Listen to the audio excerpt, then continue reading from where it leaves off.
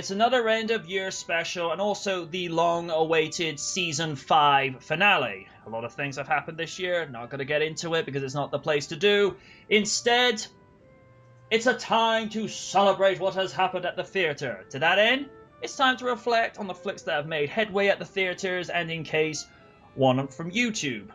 From the debuts, to a moving farewell, to a triumphant return, and to an anniversary of an iconic franchise that we have now caught up with that timeline.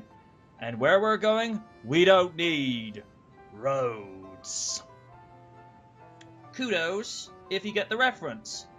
Ladies and gentlemen, this is ticket 10 of season 5 of Real Features. I am MJ Knight, the bookie, the guy who probably has made up too much nonsense that he doesn't even know what he's doing anymore. And making his return appearance from last year's end-of-year panel, we have Kaiju Noir, the future movie critic in the making. Good evening, good sir. Hello, MJ, and hello, people of the internet. We have Duran Garber. Passion is his middle name. Thank you for the invitation, MJ. Always nice to be here. Of course. And we have Fenice. Am I saying this correctly? No, it used to be the Firebird. I'm still the Firebird. It's pronounced Fenice. Fenice. And he's also Mr. Fun Loving.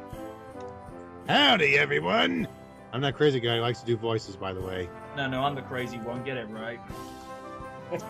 And we also have the author of the official Knight Rider companion and the esteemed authority on movies and knowledge, the common sense that is Mr. Nick Nugent. Hello, everybody.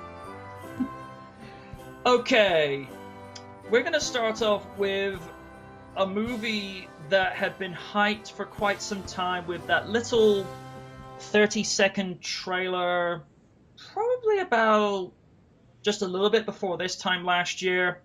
And that is when we saw the teaser that was so cheesy that David Hasselhoff probably blushed at. Ladies and gentlemen, we are talking about a movie that officially broke the internet this year. Kung Fury in all its glory 80s cheesiness. True Survivor, damn straight. Love that song and its music video. I think this is what a lot of Hollywood studios have forgotten, is that not everything, and I mean not everything, needs to be ultra realistic grittiness. You can have some fun with outlandish, cheesy campiness. Just look at Knight Rider. David Sandberg wrote, starred, and directed this 31-minute love letter to 1980s action movies, and it really hit the mark with nods to Knight Rider, Miami Vice, Terminator, and He-Man. It was just over-the-top, junk food for the brain, and I like the idea of Triceracop. That was just among... Greatest breakout character of 2015. Yeah. It was just amusing, or the notion of riding a T-Rex in Viking times, or to the shooting bullets down a phone line. That's why it deserves a candidacy for Movie of the Year. And since Kaiju Noir also reviewed this movie, sir, would you like to give your 2 cents? Sure thing. Like many people, I was absolutely blown away by the film's initial trailer last year, and was happy to learn that the Kickstarter campaign raised over 3 times its original goal. As a big bombastic love letter to 80s action movies, it manages to keep you on the edge of your seat, while also having you keep guessing as to what the hell they're going to come up with next. Judging by the production values, it appears that director, writer, and lead actor David Sandberg really knew how to spend his budget accordingly, and it makes sense considering his experience directing smaller projects like commercials and music videos. One brilliant example of this that I truly respected was the scene where the Viking woman was summoning Thor. This scene transitions between the footage shot for the film and the footage shot for the trailer. In order to hide the fact that both shots featured 2 different actresses, the film used old VHS static to hide this transition. Knowing how to work with your budget is vital knowledge when it comes to crowdfunding, especially when you consider the low percentage of successfully funded Kickstarter projects that never see the light of day. Need I remind you of the Power Ranger fan film from 2013 called MMPR? Oh dear. Yeah. I bet you all forgot about that, didn't you? Or Anyways, like, or like the creators wanted it to be forgotten. It's like, hey, this is kind of too edgy. That was the violent one, right? Very. not the one that came out this year, but the one from like 2 years prior. But anyways, if there was one real complaint I could make with this film is that despite being advertised as a parody of 80s action films, it feels more of a parody of the 80s in general. Though personally that never bothered me, as I always loved the super neon and synth pop aesthetic that's been used in other projects like Regular Show or Double Dragon Neon or Far Cry Blood Dragon. Oh, I love Blood Dragon. In the end, Kung Fury is nothing less than an exhilarating and nostalgia-fueled blast of ridiculous action and hilarious insanity that will make you feel like a true survivor. Can I just say, sir, I applaud you. I couldn't have done that any better. You, wow. Thanks. That is the thing. I bow down. That is the thing. Is it just felt like they knew how to have fun whilst take very seriously how they wanted people to just be like, hey, this doesn't have to be, in complete reality. We can have some ridiculous fun like arcade machines coming to life, giving you the double bird, go killing people, run out of coins, and then put coins back in just to resume the killing spree. I'm like, okay, that's not bad. Funny enough, I just yesterday I was watching Police Academy, and I kind of thought to myself that very rarely do we get comedies that really kind of play around with the physics of their world, just having this like ultra non-realistic, balls to the wall, anything goes type of logic here. See, that's the thing. This movie, pardon my language, this movie did not give a shit. It really did not give a damn at all. It knew what it wanted to be, and it knew who it was targeting, and thankfully a lot of people responded positively to that and has made it a big success.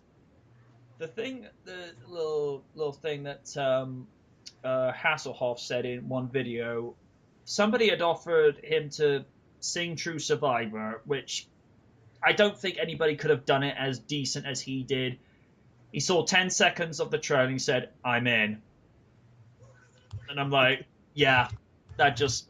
And the thing that I also like is, it's kind of a role reversal, him being the voice of a talking car, as opposed to him talking to the talking car. I did find that was a little bit ironic, but it's like, okay, I like that. That's not bad. Aside from myself and Kaiju Noir, who else saw Kung Fury? I did, MJ. Go ahead. Okay, I typed a couple of notes here, so I'm just gonna go through the drop down list. Sure. Okay. Okay. The opening scene, we see a guy shooting another guy just for his radio. I thought that was hilarious.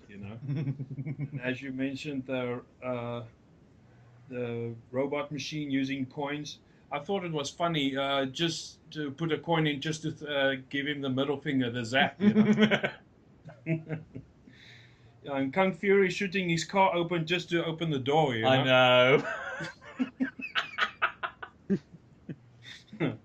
And Triceratops shooting through the phone is hilarious. I couldn't stop laughing. I mean, No, that was Hitler doing that. Wasn't it? Yeah, that was Hitler shooting down the phone. That wasn't Triceratops. Oh, okay, then my mistake. But I thought that was hilarious. That scientist that helped Kung Fury go back through time. I mean, he's standing on a keyboard. Yeah. Hacker man. And Kung Fury's voice, to me, almost sounded like Christian Bale's Batman voice. Almost. Yeah. Now, do you think that was David F. Sandberg's actual voice, or do you think it was like dubbed over, kind of like in Arnold Schwarzenegger's Hercules in New York? Oh yeah, because that's a good question. It sounded like it was dubbed over, which, if it was, that's kind of a neat little gimmick that was also used in a lot of 80s action movies. Yeah. Hard to tell. one of the Viking ladies, Barbariana. Barbariana. Are you serious? And Katana, that almost sounds like Kitana from Mortal Kombat from me. My Oh. favorite part is where Thor appears, but he is without any shoes, you know? Yeah, and Kung Fury giving his phone number to the girls, and it's like advertising the phone uh, as a commercial. I don't know if you guys noticed that. It Oh, kind yeah, of totally. Like an 80s infomercial. kind of reminded me of what they did in the first RoboCop movie. They were having like, yeah, as you say, infomercials and news spots within the movie. I'm like, okay, that's not bad. Yeah, and when Kung Fury dreams, it changes to a cartoon, Yeah, uh, and the car comes out from a tunnel. I'm serious. That looks like the tunnel from the Mask cartoon. I was And, thinking that. yeah, and the car dashboard and the whole setup looks just like Kit and Yep. everything. The mentioning of Hoff, and I said also the car trail looks like the motorcycles from Tron. I don't know if you Yeah, noticed. yeah, I did pick up on that. Yeah, so that's my whole 2 cents on the movie, but I enjoyed it. I couldn't stop laughing, you know. The thing that I felt was it didn't feel like 31 minutes. It was just so intense. It felt like it was over with within just under quarter of an hour. You know, it really did have that really decent pacing that a lot of TV shows and movies are lacking these days. All right, who else saw Kung Fury? Anyone? Oh yeah, sorry, MJ. Sorry for interrupting again. I didn't Sure. see the end part. Can I just finish a couple of sentences more? Yeah, sure. Oh yeah, those snakes flying those vehicles, those airplane type things. Yeah, That almost looked to me like the battle ram front piece from Masters of the Universe. And yeah. I did pick up on that. yeah, and the dinosaur teamwork fighting that golden eagle. That was hilarious. All right. Yeah, that's all. Thanks.